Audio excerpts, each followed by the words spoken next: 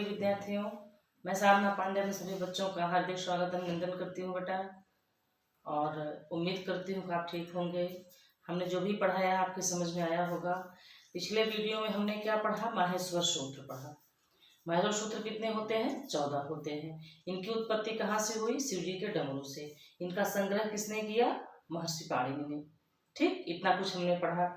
और माहेश्वर सूत्र से ही संस्कृत वर्णमाला की उत्पत्ति हुई, प्रत्याहार की उत्पत्ति हुई, है ना। प्रत्याहार में कैसे बनते हैं? तो माहेश्वर सूत्र का प्रथम और अंतिम वर्ण लेकर इसकी संज्ञक वर्ण को लेंगे और हम पहले वर्ण को लेंगे। जैसे अड़ प्रत्याहार, अक प्रत्याहार, अम, अश, तमाम प्रत्याहार है, झल, झस, जस, है ना। तो ऐसे 42 प्रत्याहार हैं। ठीक है, जिसमें अच मतलब होता है स्वर, इसमें 4 सूत्र आएंगे आपके, और हल मतलब होता है व्यंजन। तो आज हम उसी के अनुसार संधि पढ़ेंगे। संधि कहते किसे हैं? संधि माने होता है जोड़ या मेल, यानी दो वर्णों के मेल को, शब्द नहीं बेटा, वर्ण, है ना। दो वर्णों के मेल को क्या कहते हैं? संधि कहते हैं। या दो वर्ण जब आपस में मिलते हैं तो उनमें जो विकार उत्पन्न होता है वही संधि होती है।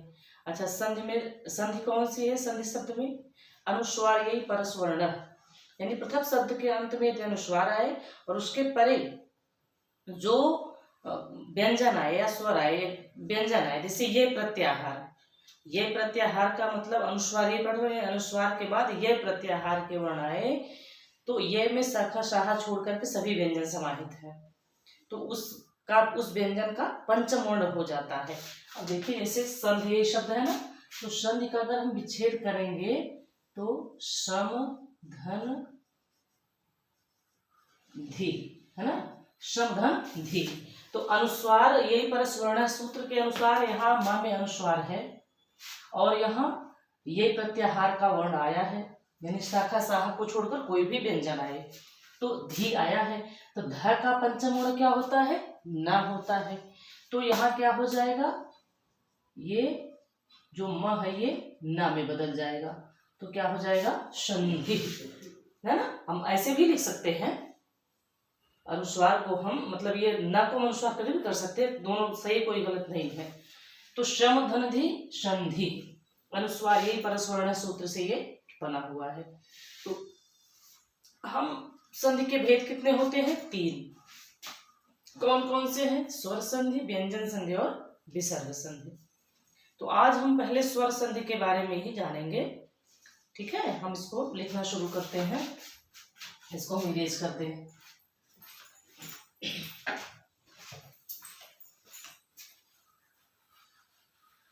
हम यहाँ पहले सबसे पहले इसकी डेफिनेशन देखेंगे कि संधि कहते किसको है। ठीक है, आपने देखी ना संधि कैसे कैसे बना है। तो संधि का शाब्दिक अर्थ होता है, संधि का शाब्दिक अर्थ होता है, क्या होता है? मेल या जोड़, मेल या जोड़। अर्थात एकदम सीधी सी परिभाषा लिखिए, दो वर्णों के सार्थक मेल को, निरर्थक नहीं बेटा, सार्थक मेल को क्या कहते हैं? संधि कहते हैं। सार्थक मेल को संधि कहते हैं। ठीक है, जैसे हम एक एग्जाम्पल देख लेते हैं, जैसे सती धन ईशः, ईश माने भगवान। ध्यान दीजिएगा बेटा, ईश और इंद्र में बच्चे बड़ा गलत करते हैं। तो ईश मीन्स होता है भगवान, इंद्र है देवता, भगवान देवता से ऊपर है, उनसे बड़े हैं। दिमाग में ट्रिक बैठा लो याद करने की कि ईश बड़े हैं, ईश मीन्स भगवान, यानी भगवान शिव जी, ब्रह्मा जी, विष्णु जी। तो ईश मीन्स भगवान ईस बड़े हैं देवता से, तो देवता में ह्रस्व ई रहेगी, छोटी मतलब इंद्र में, और ईस में दीर्घ यानी बड़े ई रहेगी। तो सती धन ईशा, अब देखिए क्या कहता है कि दो वर्णों के सार्थक में इसका पहले शब्द का अंतिम वर्ण ता है। अब ता व्यंजन है तो हर व्यंजन स्वर से ही पूर्ण होता है, बिना स्वर के हम किसी व्यंजन का उच्चारण नहीं कर सकते हैं। अगर वो मात्रिक वर्ण है जैसे के तो ए का बोध हो रहा है, कु तो उ का बोध हो रहा है। अगर कोई स्वर नहीं लगा है, सिर्फ क है तो आ का बोध होता है ना। तो यहाँ त है, त पे दीर्घ ई है, तो यहाँ हम एरो लगाएंगे और अपना वर्ड निकालेंगे। तो त में कौन सा स्वर है? ई है, वो भी कौन सी ई है? दीर्घ ई है। यहाँ क्या है? दीर्घ ई है। तो दोनों ई मिलकर क्या बन गई? दीर्घ बन गई। तो क्या बजाएगा यहाँ? सतीश। ठीक है, ये क्या बन गया? सतीश। वर्णों का सार्थक मेल हो गया ना।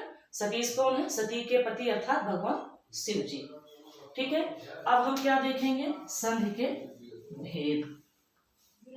संधि के भेद, संधि के कितने भेद होते हैं? संधि के 3 भेद होते हैं। कितने भेद होते हैं? 3। संधि के 3 भेद होते हैं। यहाँ अनुस्वार रहेगा, बहुवचन जहाँ रहेगा वहां अनुस्वार रहेगा। जहाँ कोई आदरार्थक शब्द रहेगा, जैसे सीता भगवान श्री राम की पत्नी थी, है ना, तो वहां भी अनुस्वार रहेगा। कौन कौन सी संधि हो गई? नंबर 1 स्वर संधि, स्वर संधि। नंबर 2 व्यंजन संधि। अब देखिए व्यंजन में भी अनुस्वार ए पर स्वर्ण सूत्र लगा हुआ है, व्यंजन संधि। और कौन सा है तीसरा? विसर्ग संधि, है ना। कितने संधि हो गए? स्वर संधि, व्यंजन संधि और विसर्ग संधि। ठीक, इतना कंप्लीट हो गया। संधि क्या है? 2 वर्णों का मेल है। संधि शब्द में संधि कौन सी है? अनुस्वार यही पर स्वर्ण सूत्र से जो संधि है वो है समधि संधि हो गया। इसके भेद कितने हो गए? 3 हो गए, स्वर संधि, व्यंजन संधि और विसर्ग संधि। अब हम क्या देखेंगे बेटा? सबसे पहले हम स्वर संधि। इतना समझ में आ गया होगा, इसको हम इरेज करेंगे। अब हम सबसे पहले देखेंगे स्वर संधि। ठीक है, हम क्या देखेंगे सबसे पहले? स्वर संधि। इतना तो समझ में आ गया, तो आगे हम क्या देख लेंगे? स्वर संधि। हम यहाँ हेडिंग देते हैं स्वर संधि, नंबर नहीं करेंगे, ऐसे ही स्वर संधि। ठीक है, स्वर से स्वर का मेल होने पर, यानी ये रहे कि दोनों तरफ स्वर ही हो। स्वर से स्वर का, स्वर कितने होते हैं संस्कृत भाषा में? 9, अच प्रत्याहार के अंतर्गत। स्वर से स्वर का मेल होने पर उनमें जो विकार या परिवर्तन होता है, उनमें जो विकार या परिवर्तन होता है, क्या होता है? परिवर्तन होता है, उसे क्या कहते हैं? स्वर संधि कहते हैं। यानी स्वर से ही स्वर मिले, वहां व्यंजन ना आए, उसे क्या कहते हैं? स्वर संधि कहते हैं। इसका हम एक एग्जाम्पल देख लेते हैं। जैसे इसका एग्जाम्पल जैसे हो गया, शिवधन आलय शिवालय, हिमधन आलय हिमालय, श्रीधन ईशः श्रीशः। बहुत से हैं बेटा, श्रीधन ईशः। ठीक है, अब देखिए ये श्री है, ईश्वर व्यंजन का है, लेकिन इसमें मात्रा कौन सी है? दीर्घ ई है। दीर्घ ई क्या है? स्वर है। यहाँ क्या है? यह भी ई है, दीर्घ ई, ई स्वर है। तो यहाँ से हम एरो लगाकर क्या निकालेंगे? स्वर में से दीर्घ ई निकालेंगे, प्लस यहाँ से भी लगाएंगे, क्या निकालेंगे, दीर्घ ई, दोनों मिलकर क्या बन गई, दीर्घ ई। तो ये शब्द क्या बन गया, श्रीशः। ठीक है, ये शब्द बन गया ना। तो देखिए स्वर से स्वर मिला ना, भान घन उदय, भानुदय। ठीक है, एक एग्जाम्पल और देख लीजिए, जिनको संधि नहीं आती,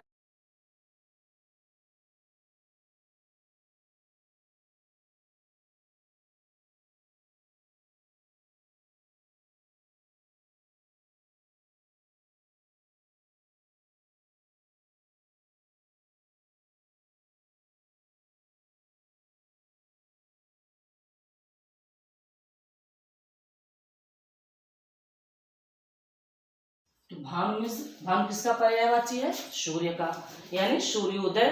ठीक है ना, भानुदय का मतलब सूर्योदय। अगर सूर्योदय शब्द लिखेंगे तो किसमें जाएगा, गुण संधि में, वो मिलके ओ बन गया। लेकिन भानुदय लिखेंगे तो ये जो है दीर्घ संधि है। ठीक है, इतना समझ में आ गया। अब हम क्या लिखेंगे, स्वर संधि के भेद। इसको मैं एक बार आप फिर से देख लीजिए कि स्वर से स्वर का मेल होने पर उनमें जो विकार या परिवर्तन होता है उसे क्या कहते हैं, स्वर संधि कहते हैं। जैसे श्रीधनेशः श्रीशः, भान धनुदय भानुदय। अब इसको हम इरेज करके स्वर संधि के भेद देख लेते हैं। ठीक है, हाँ, क्योंकि ब्लैक बोर्ड पे जब बड़ा लिखा जाएगा तभी दिखेगा, इसलिए नीचे मैं नहीं लिख रही हूँ कि छोटा करना पड़ जाएगा। इसके 8 भेद होते हैं, तो 8 हम सूत्र सहित यहाँ देखेंगे। ठीक है ना, हम क्या लिखेंगे, देखेंगे सबसे पहले स्वर संधि के भेद। स्वर संधि के भेद, स्वर संधि के निम्नलिखित 8 भेद होते हैं, जिनमें से 5 मुख्य हैं। आप यहाँ क्या लिखेंगे, स्वर संधि के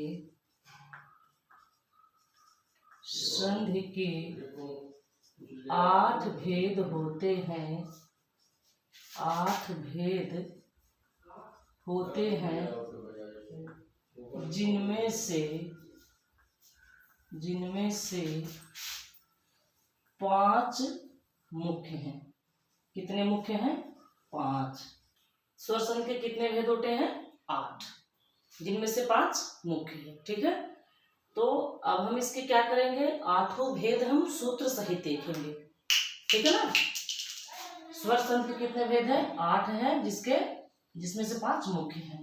अब इसका पहला है दीर्घ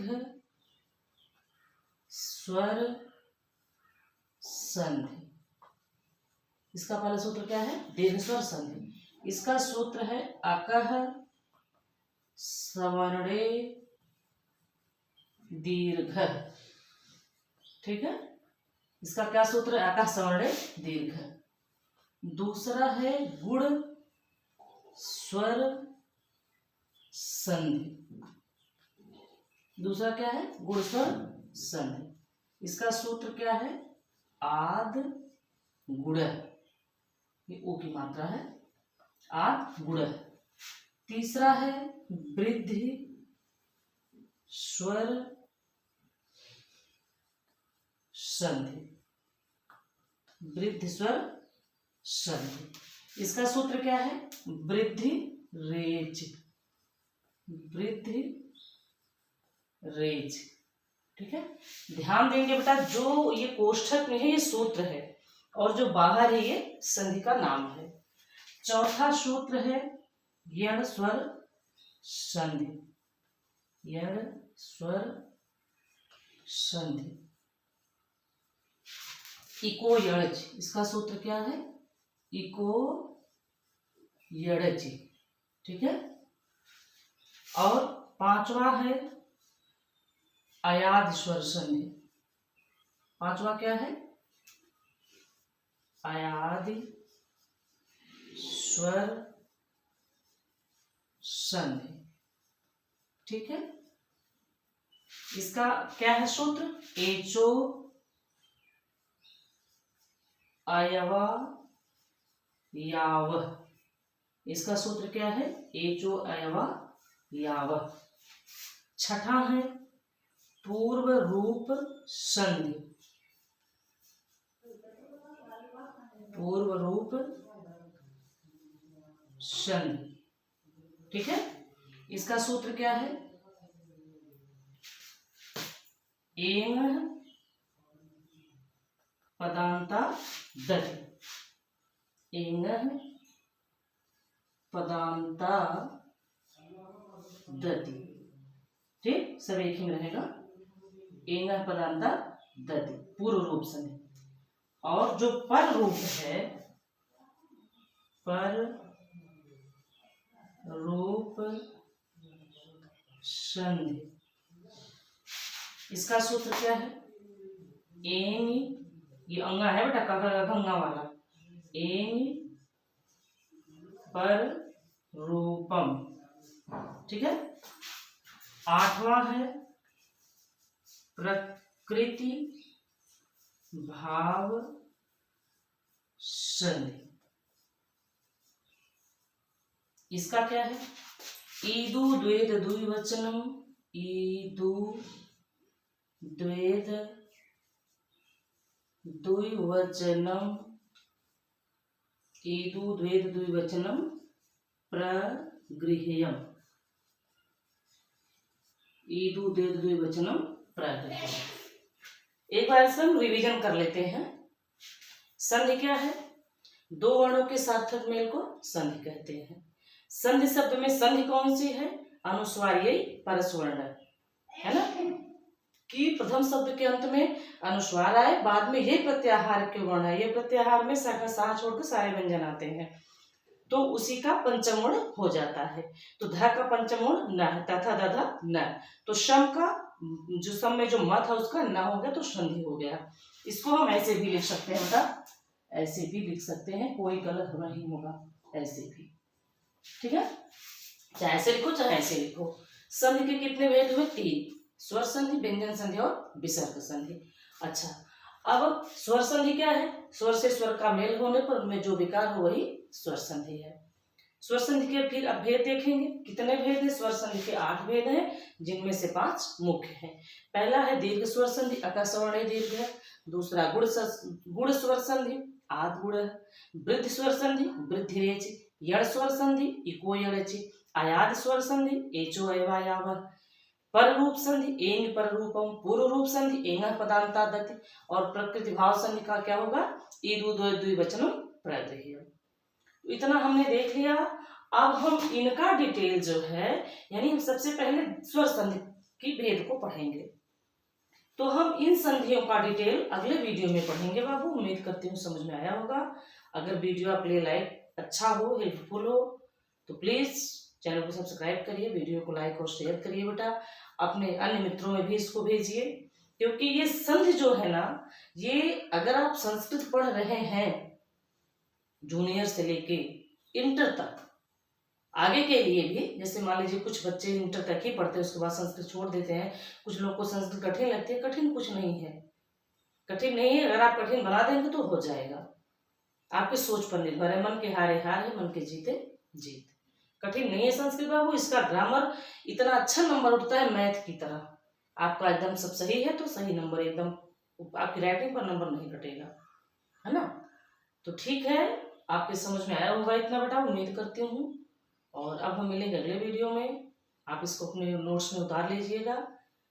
और तब तक के लिए जय श्री राधे श्याम। ईश्वर आपका कल्याण करें।